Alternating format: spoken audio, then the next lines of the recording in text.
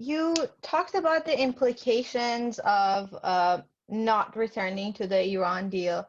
I also wanted you to perhaps comment on the window of opportunity that the Biden team has, and what happens if they do not return swiftly to the deal. What would be the impact of that on Iran's domestic affairs, if any, especially given that Iran's presidential elections are also coming up?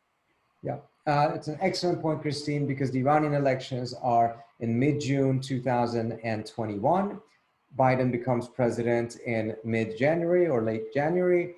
And, you know, he's going to need some time to just collect his team. I think they're moving very fast on that, knowing very well that they're not going to have the regular honeymoon that most presidents tend to get. He's also going to have to attend to a very large number of crises, domestic and international, that will compete for his attention.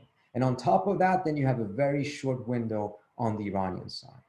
I think the game plan is to do a quick return to the JCPOA to ensure that the JCPOA is there and it's relatively safe. So whatever yet happens in the Iranian elections will not affect the decision whether to go back to the JCPOA or not.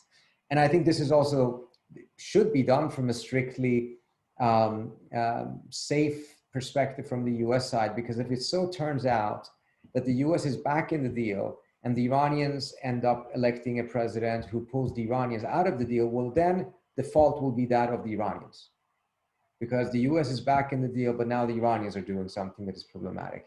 If the JCPOA has not been returned to and the Iranians have a presidential elections and they elect a president who walks out of the deal, well, even so, it's an Iranian walk out of the deal 3 years after the US walked out. So it's still the fault of the US for having done this in the first place. So I think the Biden team should have a strong sense that timing, it's actually more important for the US side to get this done quickly than the Iranian side. We should also be quite ready that there's a significant likelihood, although one should never predict Iranian elections this long ahead, but there's a significant likelihood that the Iranians will end up electing a conservative president who, much like the conservative president on the US side in 2016, will run on a platform opposing not only the JCPOA, but engagement with the US as a whole. If that were to be the case, it's definitely going to complicate matters tremendously. And it's going to complicate matters even more so if the JCPOA has not been returned to Biden. Again, another very important reason for the US to make sure that the re-entry is done as quickly as possible.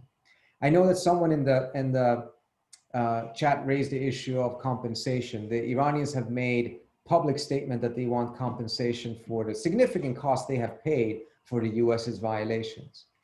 It is my impression that to a certain extent that is more of a bargaining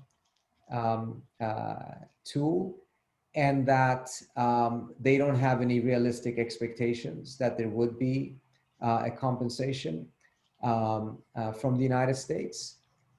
But it will probably be something that they will continue to use for as a bargaining chip in the add-on agreements and negotiations. I think the Iranians themselves realize, however justified that claim may be, insisting on it is going to ensure that nothing happens at all, and that would be a very negative situation for the Iranians. And I think also, to a certain extent, the Iranians have been raising that issue because there have been some people in the Biden camp who have said that they should use the existing sanctions, Trump sanctions, as a bargaining chip, which I think is an extremely unfortunate thing to say, because it essentially means that Biden's policy is no different from that of Trump's policy. He may not impose the sanctions, but he's not willing to lift them unless there's a renegotiation, which is exactly what Trump said that he would do. So if that's the message sent to the Iranians will either start making claims such as this, or they will actually start expanding their nuclear program to have their own leverage to bargain away.